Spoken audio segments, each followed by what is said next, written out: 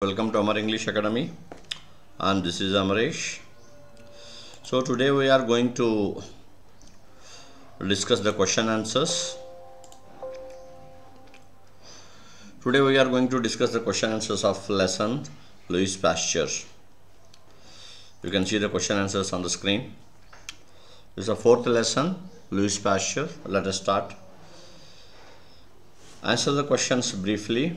Louis Pasteur was not a soldier, but he was a fighter. What does the statement mean? Louis Pasteur ಅವನು soldier ಇರಲಿಲ್ಲ, ಅವನು ಸೈನ್ಯಾಧಿಕಾರಿಯಾಗಿರಲಿಲ್ಲ, but fighter ಇದ್ದ. Okay, ಯಾಕಂತಂದರೆ he was not he did not fight on any battle field. ಅವನು ಸೇನಾಧಿಪತಿ ಇರಲಿಲ್ಲ, ಸೈನ್ಯದಲ್ಲಿರಲಿಲ್ಲ. ಅವನು battle ಫೀಲ್ಡಲ್ಲಿ, ಯುದ್ಧದಲ್ಲಿ ಯಾವುದೂ ಇದು ಮಾಡಿರಲಿಲ್ಲ. His battle is with the diseases. He fight against the diseases which were troubling the mankind. ಮನುಷ್ಯ ಕುಲಕ್ಕೆ ಯಾವ ರೋಗಗಳು ಹಾನಿಕಾರಕವನ್ನು ಉಂಟು ಮಾಡ್ತಿದ್ದವು, ಅವರ ವಿರುದ್ಧ ಹೋರಾಡ್ತಿದ್ದ. ಆದ್ದರಿಂದ ಅವನೊಬ್ಬ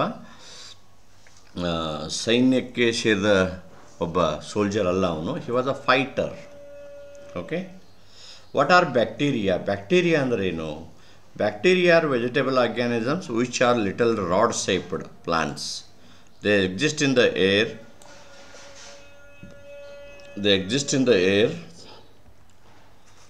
Water and soil, and in the bodies of animals and plants. Some but not all are the causes of diseases. Some convert matter into food for plants. So bacteria are the vegetable organisms, small organisms. ಅವು ಎಲ್ಲಿರ್ತಿದ್ದು? Bacteria ಸಣ್ಣ organisms, rod shaped organisms. ಅವು ನೀರು, ಗಾಳಿ, okay, ಮತ್ತು ಮಣ್ಣು ಎಲ್ಲ ಕಡೆ ಇರ್ತಿದ್ದವು. ಪ್ಲ್ಯಾಂಟಲ್ಲಿ, ಆ್ಯನಿಮಲಲ್ಲಿ, ಮನುಷ್ಯರಲ್ಲಿ ಎಲ್ಲ ಕಡೆ ಇರ್ತಿದ್ದವು. ಅವುಗಳಲ್ಲಿ ಕೆಲವು ಮಾತ್ರ ಹಾನಿಕಾರಕ ಇದ್ದವು. Okay, so bacterias are the small organisms, ಸಣ್ಣ organisms which will find in water, soil and even air. ನೀರು, ಗಾಳಿ, ಮಣ್ಣು ಎಲ್ಲ ಕಡೆ ಇರ್ತಿದ್ದವು. Okay, rod shaped microscopic organisms, ಮೈಕ್ರೋಸ್ಕೋಪಲ್ಲಿ ಮಾತ್ರ ನೋಡಬಹುದಾದಂಥ ಆರ್ಗ್ಯಾನಿಸಮ್ಸು. ಅವು ಎಲ್ಲ ಬ್ಯಾಕ್ಟೀರಿಯಾಗಳು ಹಾನಿಕಾರಕವಲ್ಲ. ಕೆಲವೊಂದು bacteria they are helpful for the human being and plants. Okay, dead ಮ್ಯಾಟರನ್ನು ಫುಡ್ ಆಗಿ ಕನ್ವರ್ಟ್ ಮಾಡ್ತಿದ್ದವು ಪ್ಲ್ಯಾಂಟ್ಗಳಿಗೆ. Okay, so these bacterias are helpful bacterias. So as a scientist, how Louis Pasteur was unique? ಬೇರೆ ಸೈಂಟಿಸ್ಟ್ಗೂ ಲೂಯಿಸ್ ಪ್ಯಾಶ್ಚರು ಏನು difference? How he is separate, how he is unique? Louis Pasteur not only made some exciting discoveries about germs, but he was able to use it discoveries in very practical ways. Germs ಬಗ್ಗೆ ಬರೀ Discovery ಮಾತ್ರ ಮಾಡಲಿಲ್ಲ, ಸಂಶೋಧನೆ ಮಾತ್ರ ಮಾಡಲಿಲ್ಲ, ಅದನ್ನು ಪ್ರಾಯೋಗಿಕವಾಗಿ, ಪ್ರಾಕ್ಟಿಕಲ್ಲಾಗಿ ಯಾವ ರೀತಿ ಯೂಸ್ ಮಾಡಬೇಕು. ಓಕೆ, ಅದರಿಂದ ಇಂಡಸ್ಟ್ರಿಯಲಿಸ್ಟು ಫೇಸ್ ಮಾಡ್ತಕ್ಕಂಥ ಕೆಲವೊಂದು ಸಮಸ್ಯೆಗಳನ್ನು ಯಾವ ರೀತಿ ನಿವಾರಣೆ ಮಾಡಬೇಕು ಅನ್ನೋದನ್ನು ಪ್ರಾಕ್ಟಿಕಲಾಗಿ, ಪ್ರಾಯೋಗಿಕವಾಗಿ ಯೂಸ್ ಮಾಡ್ದ.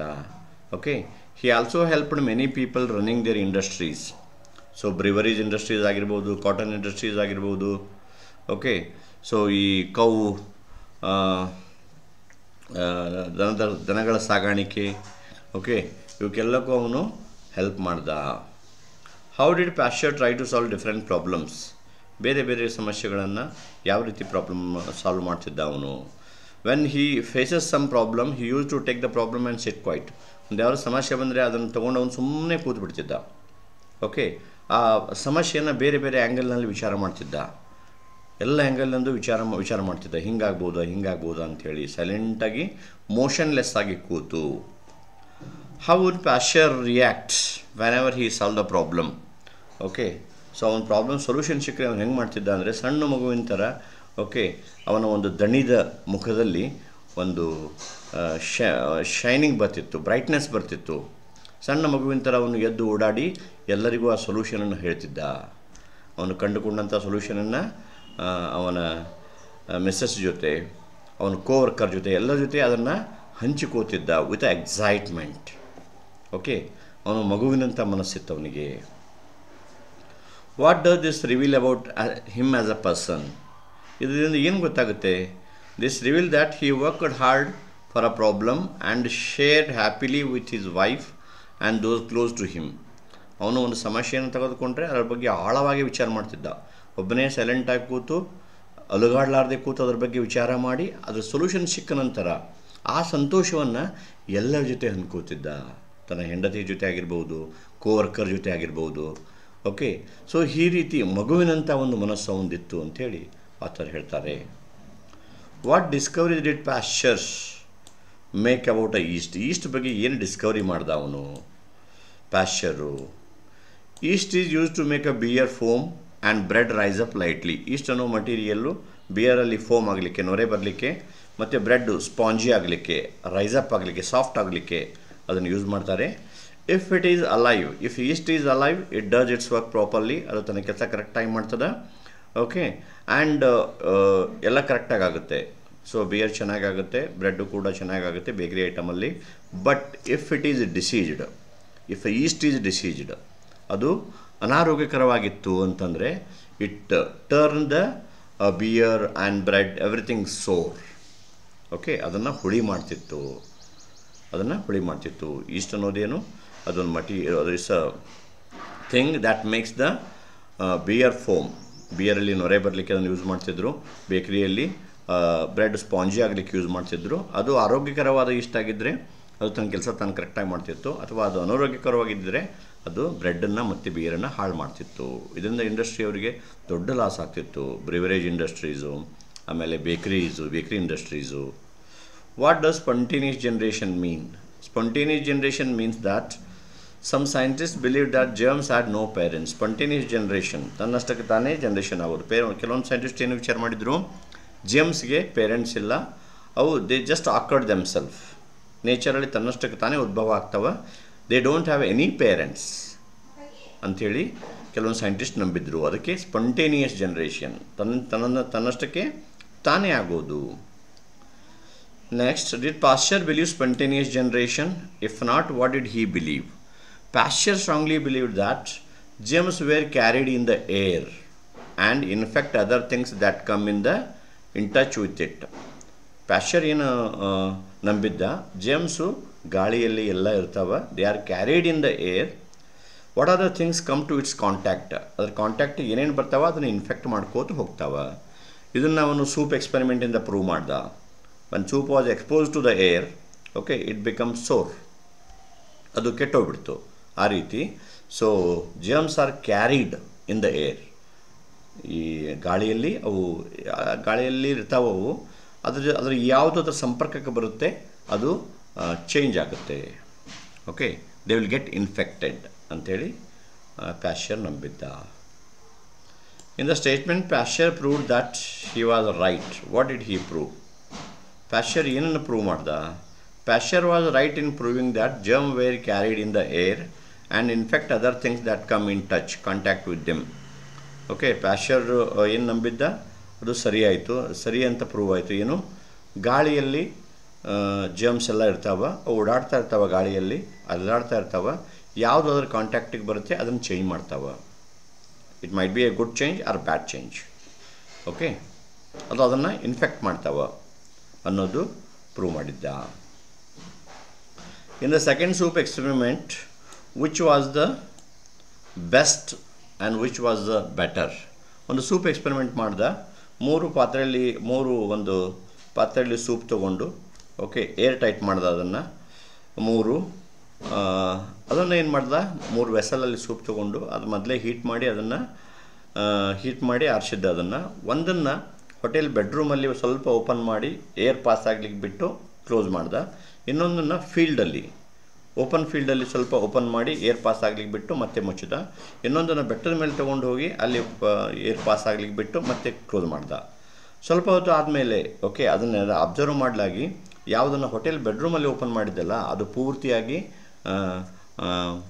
ಕೆಟ್ಟು ಹೋಗಿತ್ತು. ಇನ್ನೊಂದು ಫೀಲ್ಡಲ್ಲಿ ಓಪನ್ ಮಾಡಿದ್ದು ಅದು ಇಟ್ ಬಿಕಮ್ ಅ ಹಾಫ್ ಸೋರ್, ಅರ್ಧ ಮಾತ್ರ ಕೆಟ್ಟಿತ್ತು. ಆದರೆ ಬೆಟ್ಟದ ಮೇಲೆ ಏನು ಓಪನ್ ಮಾಡಿದ್ದ ಅಲ್ಲಿ ಏರ್ ಪ್ಯೂರ್ ಇತ್ತು.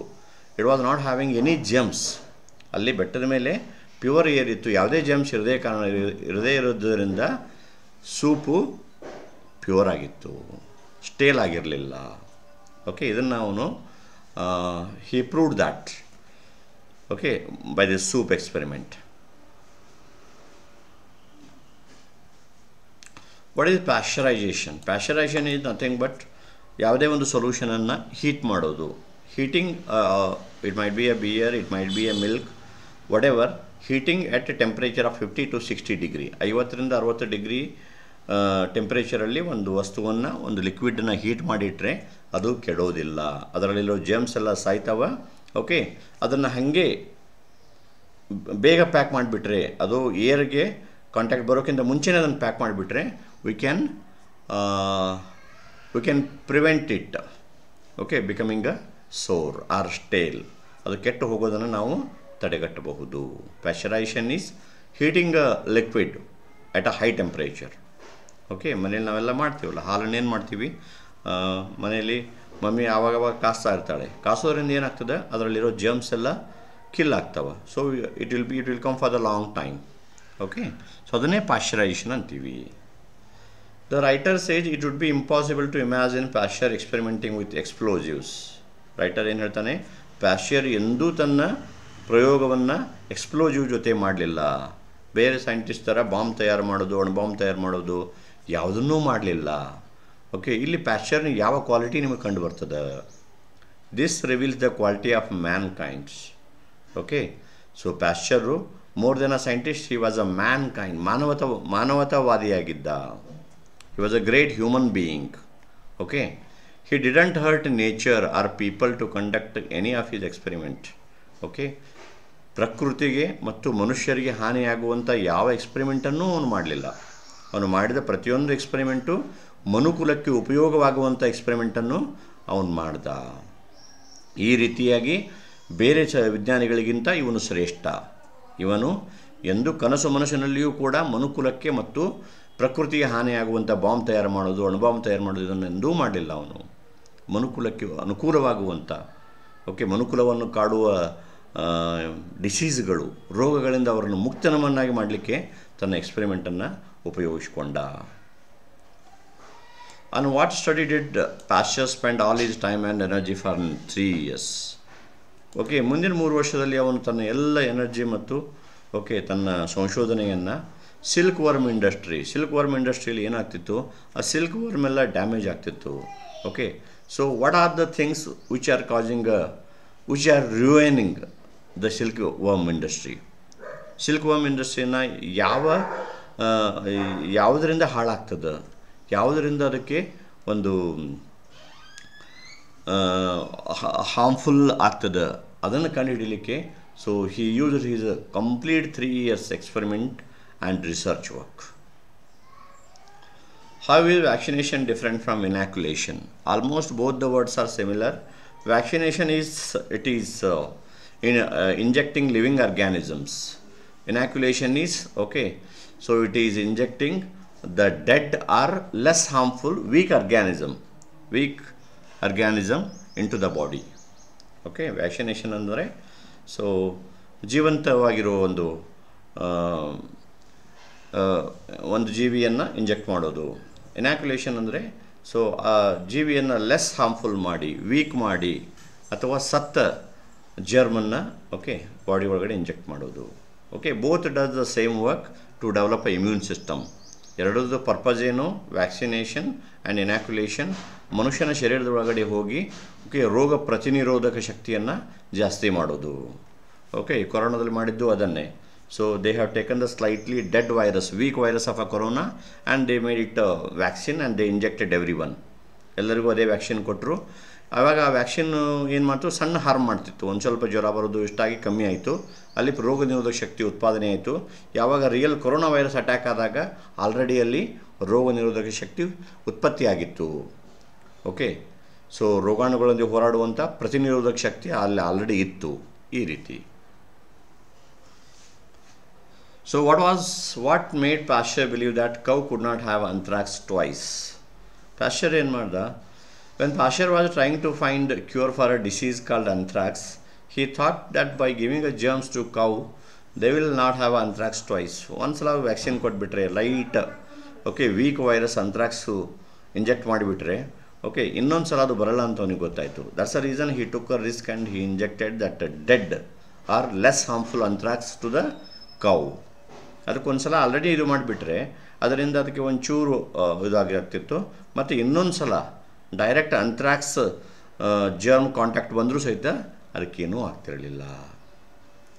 What made many scientist angry? ಬೇರೆ ಸೈಂಟಿಸ್ಟ್ಗಳಿಗೆ ಯಾಕೆ ಸಿಟ್ಟು ಬಂತು? ಯಾಕಂದರೆ it was very risky. The weak see here.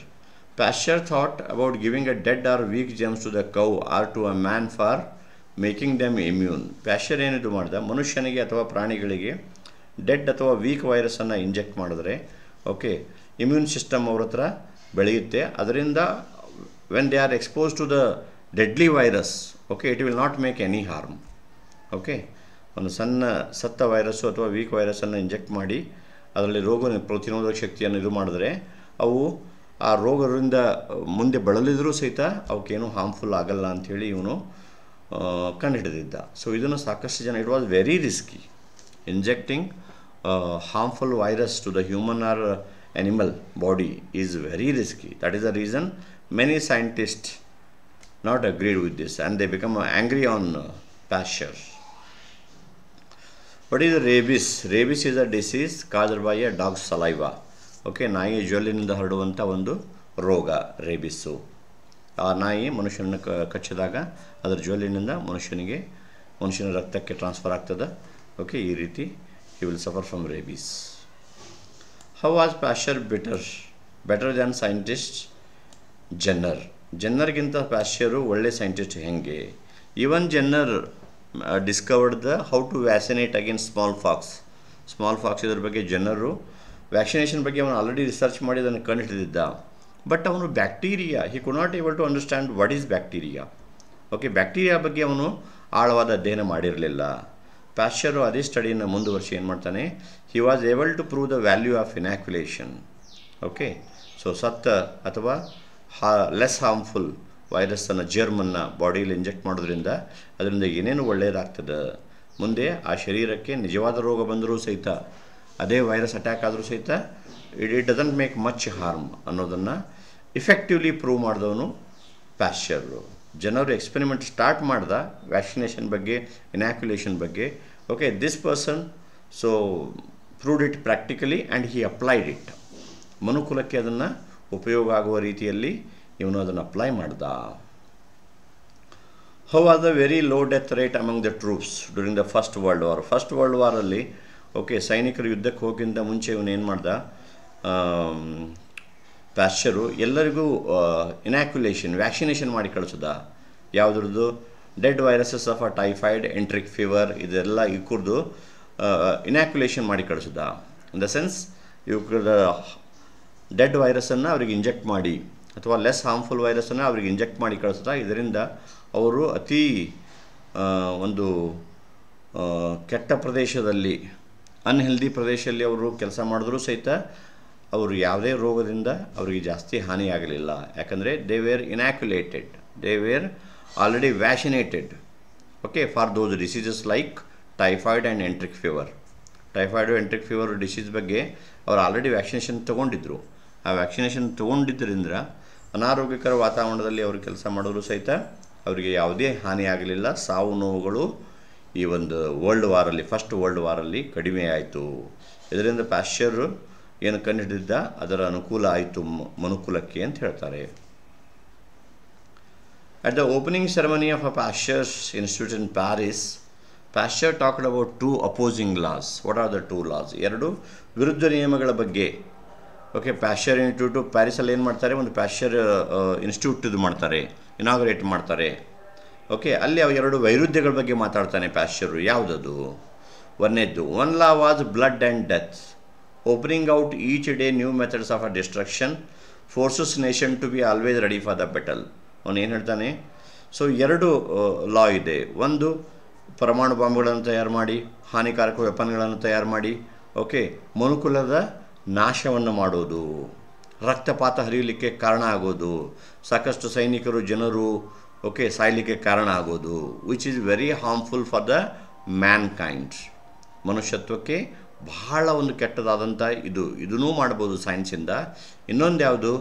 The second law is law of a peace, work and health, ಶಾಂತಿ, ಕೆಲಸ, ಆರೋಗ್ಯ. Okay, whose only aim is to deliver a man from the disasters which surrounded him. ಎರಡನೇ ಲಾದ ಉದ್ದೇಶ ಏನು? ಮನುಷ್ಯನು ನರಳುತ್ತಿರುವ ಪ್ರಾಕೃತಿಕ ವಿಕೋಪಗಳಾಗಿರ್ಬೋದು ಮತ್ತು ರೋಗಗಳಾಗಿರ್ಬೋದು, ಅವುಗಳಿಂದ ಮನುಷ್ಯನನ್ನು ಮುಕ್ತಿ ಮಾಡೋದು ಎರಡನೇ ನಿಯಮ. ಒಂದನೇ ನಿಯಮ ಮನುಕುಲವನ್ನು ಯುದ್ಧ ಸಾಮಗ್ರಿಗಳು ತಯಾರು ಮಾಡೋದು, ಬಾಂಬ್ ತಯಾರು ಮಾಡೋದ್ರಿಂದ ನಾಶ ಮಾಡೋದು.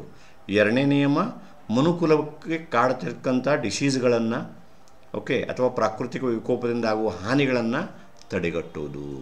ಇವೆರಡು two opposite laws. One is very helpful for the mankind, one is deadly opposite to the mankind. Okay, ಅವನು ಸೆಕೆಂಡ್ ಲಾನ ಫೇವರ್ ಮಾಡ್ದ, ಎರಡನೇ ಒಂದು ನಿಯಮವನ್ನು ಫೇವರ್ ಮಾಡ್ದ. ಅವನು ಎಂದೂ ಪರಮಾಣು ಮ್ಯಾನ್ ಡಿಸ್ಟ್ರಕ್ಷನ್ ವೆಪನ್ಸ್ ತಯಾರು ಮಾಡೋದು ಇದರಲ್ಲಿ ಎಂದೂ ಅವನು ಇನ್ವಾಲ್ವ್ ಆಗಲಿಲ್ಲ. Okay, what was his message in his 70th birthday celebration? ಅದ್ಭುತವಾದ ಮೆಸೇಜ್ ಕೊಡ್ತಾನೆ 70ನೇ ಬರ್ತ್ಡೇ ಸೆಲಿಬ್ರೇಷನಲ್ಲಿ. His message was first, ask yourself what I have done for my education. ಮೊದಲು ನಿಮ್ಮಷ್ಟಕ್ಕೆ ನೀವು ಕೇಳ್ಕೋರಿ. ಓಕೆ, ಈ ಶಿಕ್ಷಣ ವ್ಯವಸ್ಥೆಯಿಂದ ನಾನು ಪಡೆದುಕೊಂಡಿದ್ದನ್ನು ನಾನು ಈ ಮಾನವ ಕುಲಕ್ಕೆ, ಸಮಾಜಕ್ಕೆ ಏನು ಒಳ್ಳೆಯದು ಮಾಡಿದ್ದೀನಿ. Then as you advance in life, okay, ಶಿಕ್ಷಣ ನನಗೇನು ಕೊಟ್ಟಿದೆ, ಶಿಕ್ಷಣ ನನಗೆ ಯಾವ ರೀತಿ ಮನುಷ್ಯನನ್ನಾಗಿ ಮಾಡಿದೆ, ಶಿಕ್ಷಣ ಯಾವ ರೀತಿ ನನ್ನ ಸಂಸ್ಕಾರವನ್ನು ತುಂಬಿದೆ, ಅದನ್ನು ಮೊದಲು ನಿಮ್ಮಷ್ಟಕ್ಕೆ ನೀವು ಕೇಳ್ಕೊಡ್ರಿ. ಮುಂದುವರಿದು ದೊಡ್ಡವರಾದ ಮೇಲೆ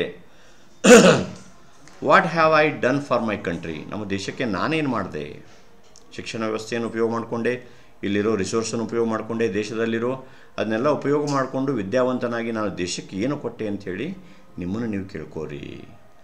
that some day that supreme happiness may come to you. ಅದರಿಂದ ನಿಮಗೆ ಒಂದು ಅದ್ಭುತವಾದ ಒಂದು ಸಂತೋಷದ ಅನುಭವ ಆಗ್ತದೆ. Okay, it's a consciousness of having contributed something to the progress of the human kind. ಆ ತೃಪ್ತಿ, ಇಂಥದ್ದು ತೃಪ್ತಿ ಇರ್ತದಲ್ಲ, ಮನುಷ್ಯ ಕುಲಕ್ಕೆ, ಓಕೆ, ಸಮಾಜಕ್ಕೆ ಒಂದು ಅದ್ಭುತವಾದ ಕೊಡುಗೆಯನ್ನು ಕೊಟ್ಟಂಥ ಒಂದು ಆ ತೃಪ್ತಿ ಇದೆಯಲ್ಲ, ಅದರ ಅನುಭವವೇ ಅದ್ಭುತ ಅಂಥೇಳಿ ಲೂಯಿಸ್ ಪ್ಯಾಶ್ಚರ್ ಹೇಳ್ತಾನೆ. These are some important questions on Louis Pasteur. I hope you understood the questions and answers.